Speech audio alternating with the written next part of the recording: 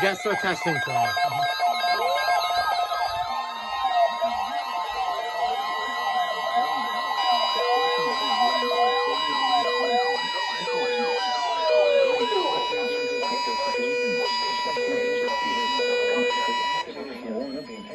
Potentially dangerous weather situations, specially built receivers are automatically activated to warn of the impending hazard.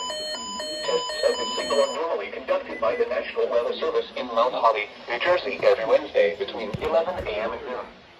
If there is a threat of severe weather during the normal test time, the test will be postponed to the next good weather day. The reception of this broadcast, and especially the one belonging to We'll do a view from my eyesight right here. This is what I see. probably more noticeable at greater distances from the transmitter can occur even when you are using a good quality receiver in perfect working order.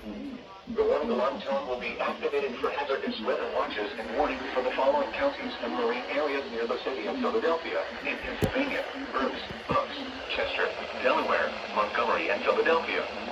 In New Jersey, Burlington, Camden, Cumberland, Gloucester, Hunterdon, Mercer, Monmouth, and Salem.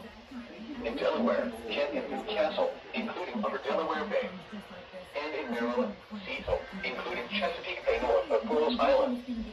This concludes the weekly test of NOAA Weather Radio All Hazards, station KIH 28 in Philadelphia, Pennsylvania. Thank you for listening to NOAA Weather Radio All Hazards. Yeah, I didn't think so. Here is the official National Weather Service forecast for the entire coast. We do have a chance. I know Okay, we had nice. terrible weather yesterday. We got Yeah, I have that now. 76 I have a miles per hour 991. TW there at the airport. And I want Today, to have it like we've got that, chances of some but showers or storms. it's kind of hard to do it like that because it's uphill. But I'll figure it out.